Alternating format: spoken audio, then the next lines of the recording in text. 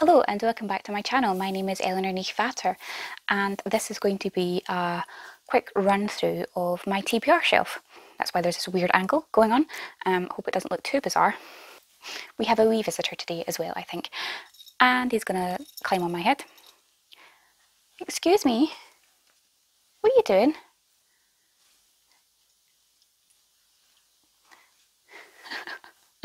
Hopefully he's not pulled my hair out. Calcifer! Calcifer! This is a bad hairstyle with a small cat. I don't know if I can film this video with him trying to climb on my head.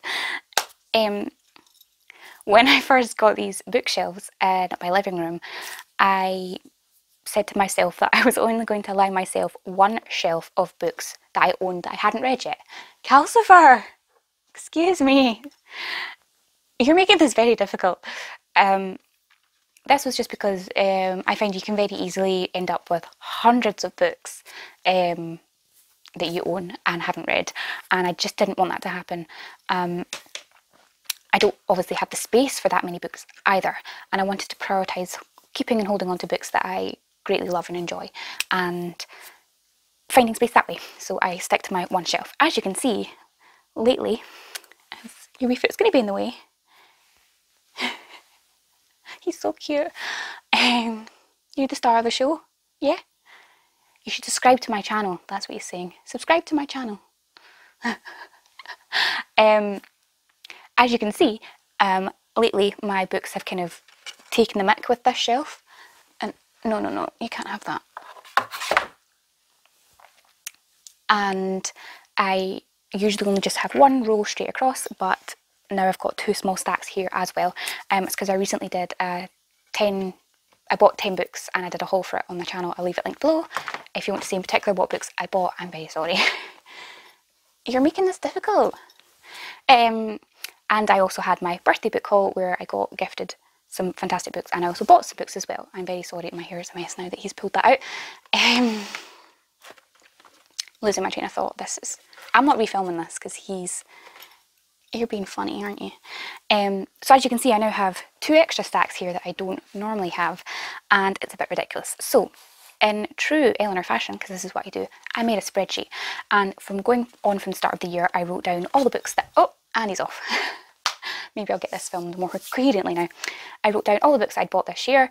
I bought them, what month I bought them, and if they were a gift, or I bought them and how much they were for, and if I've read them yet. Because last year I did a reflection video, I'll leave that link below as well, where I went over all the books I bought in 2020 and said whether I read them or not. It's just a way to kind of hold myself accountable. So I've now put it into a spreadsheet, and hopefully that'll make it easier to make the video at the end of this year. So this is more just a kind of mid-year kind of check-in, especially because I've acquired so many books recently. I want to just keep on top of it. I haven't sat and input all the costs and stuff yet. I want to kind of keep track of how much money I'm spending on books as well. I mostly buy books secondhand, but if I keep track of how much I'm spending on it, I think I'll be able to allow myself to buy newer books more often, because I'll be able to justify that I'm not spending as much on books as I think I am. But yes, so I'll take off these two piles for now, just to show you what's going on. So, if you've been following my channel for a while, you'll know that this is only the unread books. So there's a lot of books that I have bought that I have read, and I read really quickly. But up until this book here, the Science Fiction Hall of Fame, these are all books that I have acquired either last year in 2020, or some of them I bought maybe 4 years ago, which is ridiculous. Quite a few of these books, I bought them in a time where I thought I was going to read them, and now I'm swithering whether I'm going to read them. I do fairly often unhaul books and kind of keep myself accountable to whether I'm going to read them or not. And there's a few here, I'm just not sure I am going to get to them. So I'll need to reevaluate them at all. I'll need to reevaluate them at some point as well. And maybe, well, by the end of this year, maybe we've decided whether I'm actually going to read them or not, or if it's time to put them to a better home. Because there's no point keeping a book on my shelves that I've had for 4 or 5 years that I'm clearly never going to read. And if I ever do decide to read it, I can just buy it again, because I buy books secondhand, and I would rather fork out another £4 or £5 to buy the book again in the future than to have it take up space. So that's my line of thinking anyway.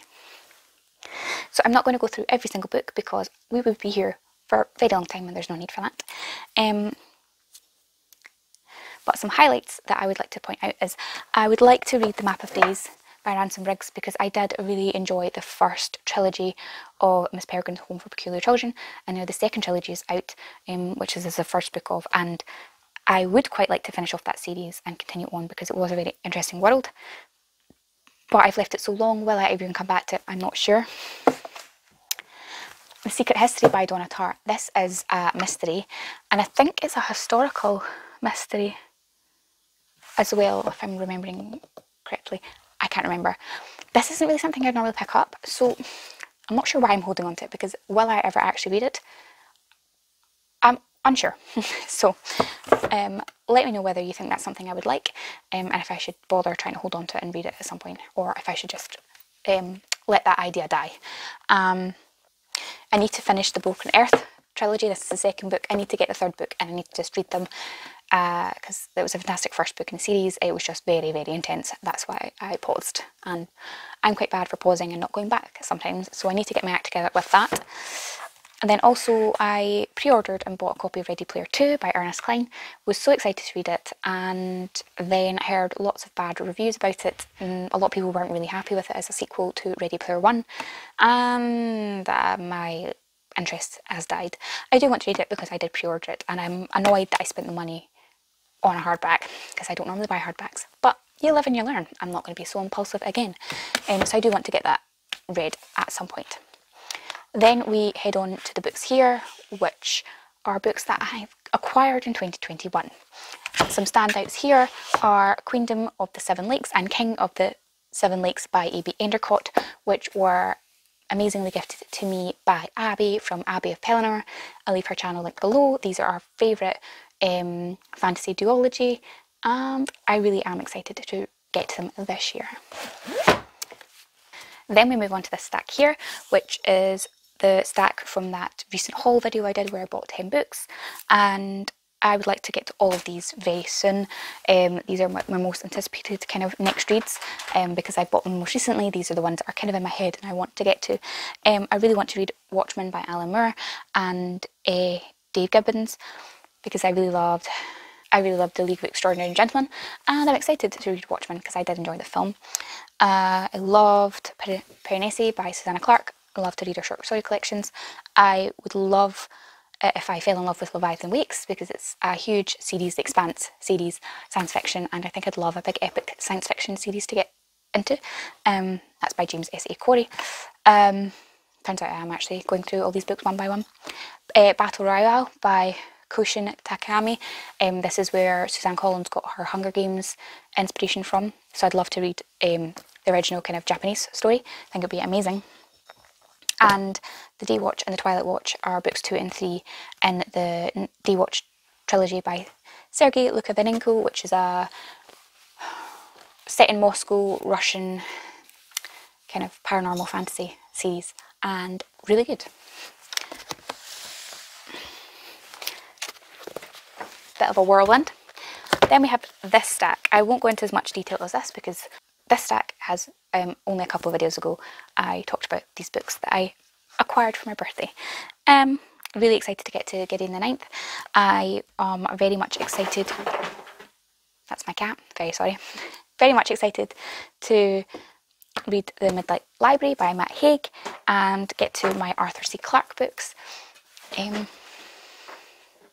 Sorry, he's just causing chaos, but love to see it.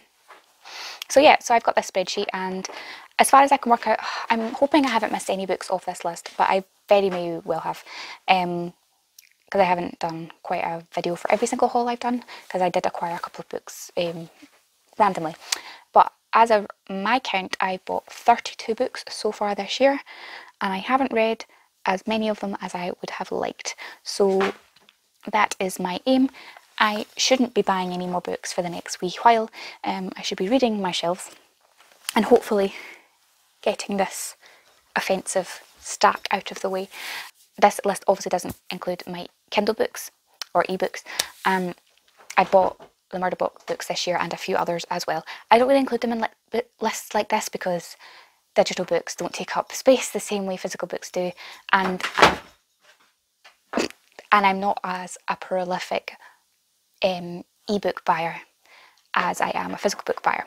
So I don't feel like that's something I really need to keep into check. I know some people are really bad for buying like dozens and dozens of ebooks and not really getting around to reading them. I'm not really like that. I buy the ebook and I kind of read it in that moment. I don't usually buy and hoard ebooks to read at a later date in the same way I do physical books. So that's not something I keep track of in this way. And that's my justification for that. So yeah, thank you for watching this video. Let me know in the comments below what books I should prioritise, what books you've read and loved, what books you think just don't bother reading it. I'd love to have a chat with you in the comments. Hope you enjoyed Calcifer's quick appearance there at the beginning. He always likes to cause chaos. He's totally hyper just now. This is my third video I'm filming back to back, so I think he's just wanting me to play with him. He's very hyper. He's been left all day in the flat while I was at work, so I think he wants me to play with him. So this will be the last video I'm filming. So anyway, thank you for watching. Be sure to like, comment and subscribe, and I'll see you in the next video. Bye.